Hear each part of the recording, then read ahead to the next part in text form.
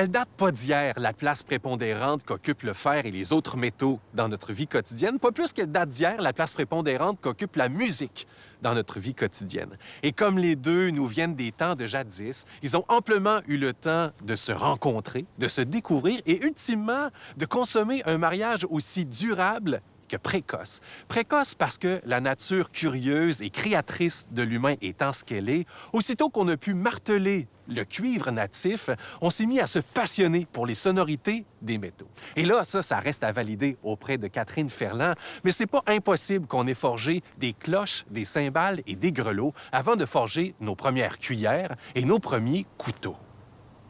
Mais au Québec, même si le cuivre a été travaillé quelques millénaires avant l'arrivée des Européens, ça n'a jamais été une matière particulièrement privilégiée. Et en musique, encore moins. C'est donc dire qu'ici, plutôt que de marquer les débuts d'une longue tradition, les métaux sont arrivés sur le tard pour ajouter leur timbre à une histoire musicale déjà bien enracinée.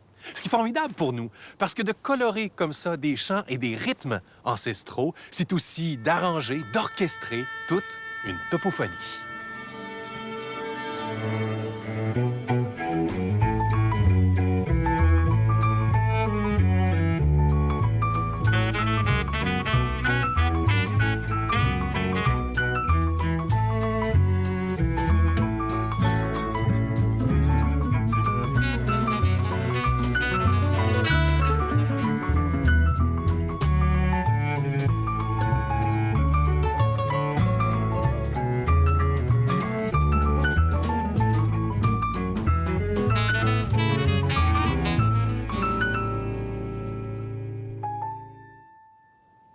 En arrivant comme ça sur le tard, les métiers du fer ont été des témoins importants de la succession effrénée des révolutions techniques et sociologiques du Québec.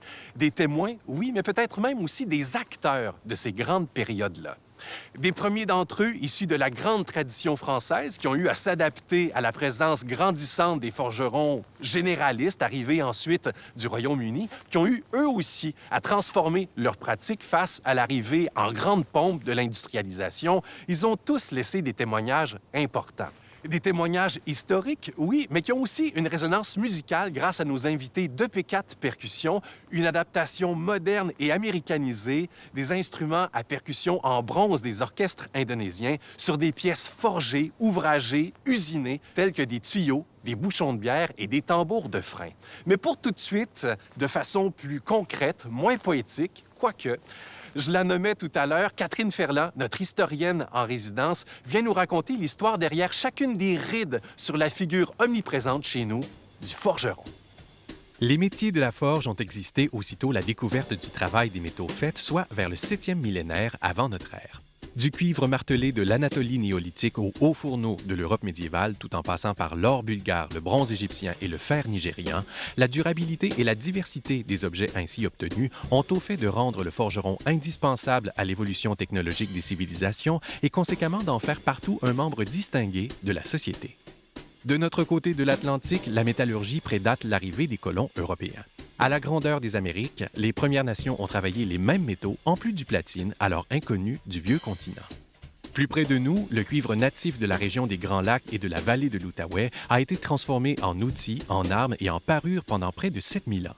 Mais à la rare exception des Inuits qui ont importé et modelé le fer météorique du Groenland, personne n'avait encore mis le fer dans forgerie. C'est donc avec l'arrivée des artisans du fer du régime français que la forge et le forgeron prendront leur essor chez nous.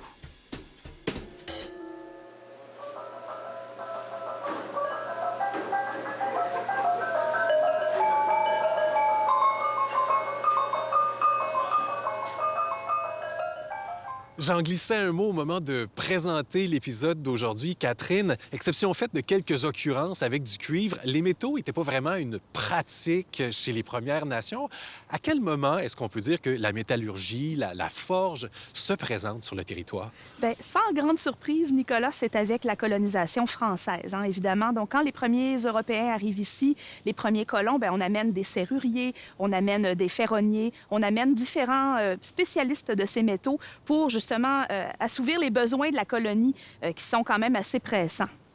Et c'est des métiers très, très spécialisés. Est-ce que forgeron fait partie de ces métiers-là ou c'est complètement autre chose? En fait, ça peut surprendre, mais au départ, on a vraiment une sectorisation des différents métiers. Donc, vraiment, bon, quand je parlais de serrurier, le serrurier ne fait à peu près que des serrures. De temps en temps, on va faire des pentures aussi, mais on s'entend, ça reste assez particulier, assez spécialisé. Mais au fil du temps, ben, on se rend compte à l'usage que faire venir un spécialiste de chaque type de métal ou de travail, c'est un peu complexe. Alors, c'est préférable d'avoir affaire à, on va dire, des généralistes, des forgerons un petit peu plus polyvalents qui vont être capables à la fois de faire les fers à cheval, de faire des pentures, de faire des clous. Donc, tous les besoins de la colonie, comme ça, pourront être à divers niveaux répondus, si on veut, par le travail de cet unique artisan du fer qu'on va avoir au sein de chaque ville ou village. OK. Et ça, c'est une pratique qui était déjà en vogue, je pense, chez les Anglais. Eux, quand ils arrivent, les forgerons épousaient plus vaste. Oui, effectivement, la pratique de la forge en Grande-Bretagne, donc on pense à l'Angleterre, évidemment, à l'Irlande, à l'Écosse, est différente de celle des Français. Alors, évidemment, après le régime, quand débute le régime anglais, donc à partir de 1763, on a toute cette nouvelle façon de faire les choses qui va arriver ici. Mais grosso modo, quand même, le type d'apprentissage va demeurer le même. On demeure beaucoup dans une transmission, soit de père en fils, mais généralement plutôt de maître à apprenti. Et ça ne changera pas tant que ça. Aller jusqu'au début du 19e siècle environ, les pratiques elles-mêmes vont quand même demeurer assez semblables dans la pratique des métiers du fer. Et le début du 19e siècle, c'est l'industrialisation. On commence à avoir une grosse machine qui se présente. Ça va changer le métier, ça, à tout jamais. Ah, définitivement, Nicolas, parce que c'est le moment où on va voir se désengager un certain artisanat du métal pour se diriger plutôt vers une production de masse. Donc, en usine, à plus grand volume, une automatisation aussi progressive. Évidemment, tout ça ne se fait pas en claquant des doigts. C'est pas sur une seule décennie. Ça va être vraiment progressif au fil du 19e siècle. Mais on va voir quand même ce phénomène-là, disons, drainer ou draguer plutôt un certain nombre de forgerons vers ces usines-là. Donc, de moins en moins d'artisans du métal qui vont subsister au sein des villes et villages du Bas-Canada à ce moment-là. Et comme ça, progressivement, disparaît aussi une figure très importante dans les villages parce que le forgeron a intégré le folklore. Il porte des histoires, il porte des chansons. C'est quelqu'un qui a une immense valeur à l'intérieur des communautés. Oui, effectivement. Puis ça, c'est intéressant parce que la figure du forgeron, peut-être parce que c'est un peu l'homme fort du village, hein, ça demande beaucoup de force physique, d'endurance, de vigueur et tout ça. Donc, la figure du forgeron qui maîtrise le feu, on dit qu'il parle aux animaux parce que, bon, évidemment, pour être capable de ferrer un cheval, il faut quand même avoir la touche avec l'animal. Et même les réparer à une certaine... Oui, oui, puis c'est un soigneur aussi. Donc, cette figure-là, un peu mythique au sein de chaque village, elle a intégré le folklore, puis probablement que ce point de bascule-là, il est justement au moment de l'industrialisation. On est dans une époque où les gens massivement quittent les villages pour se diriger en ville, pour travailler en usine. Et donc, le folklore prend un peu le relais pour garder la mémoire de la figure du forgeron qui va rester dans nos contes, dans nos légendes, dans les chansons populaires également. Une certaine nostalgie, en quelque sorte, qui est portée par ça. Et justement, qu'est-ce qui reste de lui? Qu'est-ce qui reste du forgeron? Qu'est-ce qui reste de la forge, même, avec les techniques actuelles qu'on utilise? Bien, en fait, le patrimoine lié à la forge se situe à deux niveaux. D'abord, on a évidemment le patrimoine bâti qui est conservé à travers de la patrimonialisation de forges anciennes, par exemple, d'ateliers, d'artisanat, des métiers du fer. À certains endroits au Québec, on a de très beaux lieux d'interprétation autour de ça, mais aussi à travers un savoir-faire. Un savoir-faire qui s'est perpétué quand même au fil du temps. On a redécouvert certaines pratiques ancestrales aussi et on assiste en ce moment, on est dans les années 2020, on a une recrudescence de l'intérêt pour la ferronnerie ancienne. On a des gens qui vont tout à coup découvrir le plaisir de fabriquer des couteaux à l'ancienne, de fabriquer des ferrures pour leur maison. Bref, on a ce retour-là de l'artisanat qui est tout à fait remarquable. Et qui dit forge, dit feu. On va aller se réchauffer autour du feu, mais pas avant de te remercier, Catherine. Merci encore une fois pour tous ces détails-là. Ça teinte tellement l'impression qu'on a des pièces musicales qui sont jouées par la suite. C'est un formidable cadeau que de t'avoir avec nous. C'est toujours un plaisir. André, nous sommes dans la forge du Moulin de la Chevrotière. C'est un lieu qui a comme mission de préserver, en quelque sorte, le patrimoine vivant qui est la pratique de la forge au Québec. Mais même si les missions ont une connotation historique, c'est une forge qui est assez récente quand même. Bien, le bâtiment a été transformé en forge en 1980. À ce moment-là, Culture et patrimoine avait l'accréditation du ministère de l'Éducation pour enseigner vraiment la forge, le vrai cours de forge qui durait, je crois, comme 2000 heures, là. Le vrai cours, comme n'importe quel métier. En 1992, probablement par manque de participants, l'accréditation a été enlevée, éliminée.